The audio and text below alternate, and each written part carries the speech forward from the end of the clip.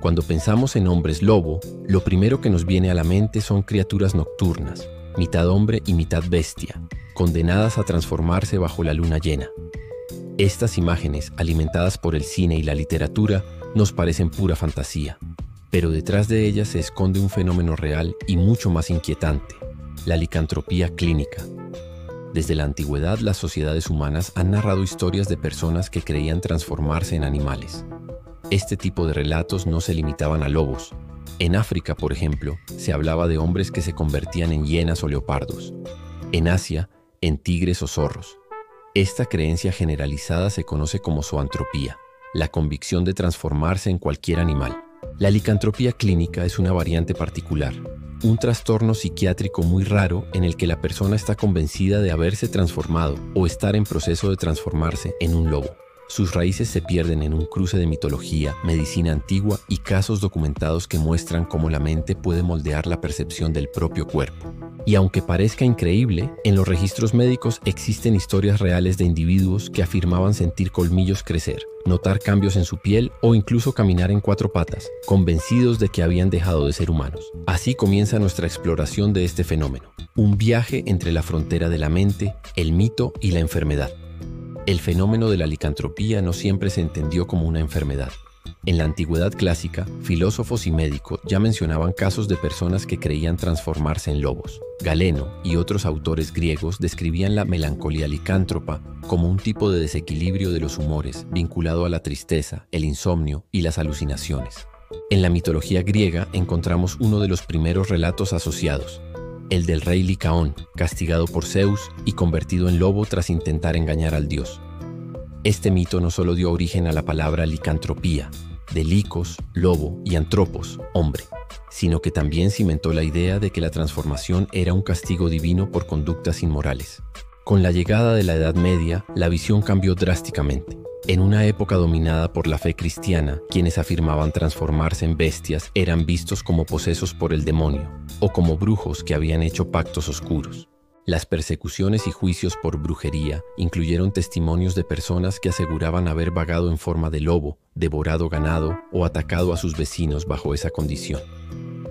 Lo que hoy podríamos interpretar como episodios de psicosis, delirios o trastornos psiquiátricos, en aquella época se entendía como prueba del mal. Así, la licantropía pasó de ser una curiosidad médica en el mundo antiguo a convertirse en un motivo de miedo y persecución durante la Edad Media. Con el paso de la Edad Media a la Edad Moderna, el pensamiento europeo comenzó a cambiar lentamente. Los juicios por brujería seguían siendo frecuentes en los siglos XVI y XVII, pero al mismo tiempo surgían voces que trataban de interpretar la licantropía desde un punto de vista más racional y médico. Algunos médicos de la época comenzaron a documentar casos clínicos. En lugar de ver a los hombres lobo como criaturas demoníacas, los describían como personas que sufrían de melancolía, delirios y comportamientos extraños. Es decir, la licantropía empezó a verse como un tipo de enfermedad mental vinculada a lo que hoy llamaríamos psicosis o esquizofrenia. Sin embargo, esta visión médica convivía con la superstición popular. Mientras en los pueblos la gente aún temía a los hombres lobo como seres reales que acechaban en los bosques, los intelectuales de la época buscaban explicaciones naturales. Desequilibrios de los humores, trastornos neurológicos o incluso efectos de intoxicaciones por hierbas alucinógenas. Un ejemplo es el célebre caso de Jean Grenier en Francia en el siglo XVII, un adolescente que aseguraba convertirse en lobo y atacar a niños. Aunque en otras épocas habría sido ejecutado como brujo, en este caso los jueces lo consideraron mentalmente perturbado y lo internaron en un monasterio. Fue uno de los primeros precedentes de tratar la licantropía no como crimen, sino como enfermedad. Así, la licantropía clínica comenzó a diferenciarse del mito sobrenatural y a ocupar un lugar ambiguo entre la locura documentada y la leyenda popular. Aunque el mito del hombre lobo se convirtió en el más famoso, la licantropía clínica es en realidad solo una variante de un fenómeno más amplio, la zoantropía. Este término engloba la creencia de transformarse en cualquier animal, no únicamente en lobos. En África se hablaba de personas que se convertían en hienas o leopardos. En la India, en tigres. En América, en jaguares o coyotes. Estos relatos se mezclaban con tradiciones chamánicas en las que ciertos individuos aseguraban poseer el espíritu de un animal, ganando sus cualidades de fuerza, velocidad o astucia. La zoantropía no era solo un mito, En los registros médicos modernos se han encontrado pacientes convencidos de haberse transformado en caballos, aves, gatos o incluso insectos. En todos los casos, la mente proyecta en el cuerpo humano los rasgos de la criatura imaginada. Lo interesante es que muchas de estas culturas interpretaban la transformación como un don espiritual o maldición divina, mientras que la psiquiatría contemporánea lo estudia como un síntoma delirante dentro de trastornos psicóticos. La licantropía clínica, por tanto, no es un caso aislado, sino parte de una tradición mucho más amplia que revela un rasgo universal. El ser humano siempre ha sentido la fascinación y el temor de perder su humanidad y fundirse con lo animal. En la historia de la licantropía también aparece una condición médica que durante siglos se confundió con el mito: la hipertricosis. Se trata de un trastorno genético extremadamente raro que provoca un crecimiento excesivo de vello en todo el cuerpo, incluyendo el rostro. Las personas con esta enfermedad eran vistas como hombres lobo reales en la Europa medieval y moderna. Muchas veces fueron rechazadas, perseguidas o, en el mejor de los casos, exhibidas en ferias y circos como curiosidades humanas. Uno de los casos más conocidos fue el de Petrus Gonsalvus, nacido en Canarias en el siglo XVI. Sufría hipertricosis y fue llevado a la corte de Enrique II de Francia, donde su aspecto peludo le valió la fama de hombre salvaje. Curiosamente, su historia inspiró siglos después el cuento de La Bella y la Bestia. Durante mucho tiempo, la hipertricosis fue vista como una confirmación de los mitos licántropos. Si alguien tenía un cuerpo cubierto de pelo, era fácil que la imaginación popular lo asociara con la idea de transformación en lobo. Hoy sabemos que se trata de una alteración genética, pero en su época, este fenómeno fue fundamental para alimentar la leyenda y confundir aún más la frontera entre mito, superstición y realidad. La hipertricosis nos muestra cómo una condición biológica pudo reforzar la creencia en la licantropía, convirtiéndose en el rostro visible de lo que muchos temían: el ser humano que se convierte en bestia. Con el avance de la medicina en los siglos XIX y XX, la licantropía dejó de ser vista como superstición o maldición y pasó a ser estudiada dentro del campo de la psiquiatría clínica. Los médicos comenzaron a documentar casos de pacientes que afirmaban con total convicción haberse transformado en lobos u otros animales. Algunos describían sentir que sus manos y pies se volvían garras, que su piel se cubría de pelo o que sus colmillos crecían. Otros incluso aullaban, gruñían y se movían en cuatro patas, convencidos de haber perdido su humanidad. Uno de los primeros reportes médicos detallados fue publicado en el siglo XIX, cuando se registraron casos de zoantropía delirante. Con el tiempo, los psiquiatras empezaron a relacionar este fenómeno con esquizofrenia, trastornos psicóticos, epilepsia e incluso con daños neurológicos que alteraban la percepción del propio cuerpo. En el siglo XX, los avances en neurología aportaron nuevas explicaciones. Estudios con resonancias y análisis clínicos mostraron que algunos pacientes con licantropía clínica presentaban anomalías en áreas del cerebro relacionadas con la autopercepción corporal. En otras palabras, el cerebro realmente podía hacer sentir al paciente que su cuerpo estaba cambiando. A pesar de su rareza, pues solo se han documentado unos pocos decenas de casos en la literatura médica, la licantropía clínica sigue siendo uno de los fenómenos más inquietantes porque borra las fronteras entre el mito ancestral y la ciencia moderna. Aunque rara, la licantropía clínica ha dejado registros impactantes en la historia médica moderna. Veamos algunos de los más conocidos. Caso de 1852 en Francia. Un hombre ingresó a un hospital asegurando que cada noche se convertía en lobo.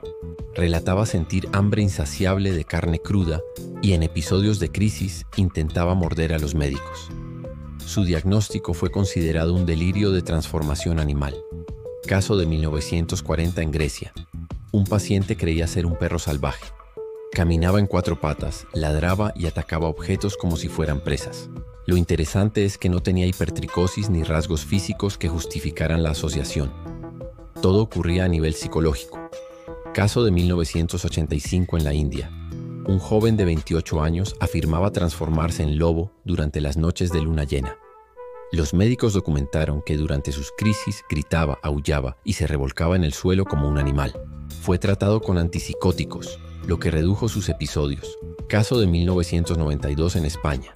Una mujer convencida de ser un lobo aseguraba que podía sentir crecer sus colmillos. También relataba visiones en las que cazaba en bosques oscuros. Su diagnóstico fue esquizofrenia paranoide con licantropía delirante.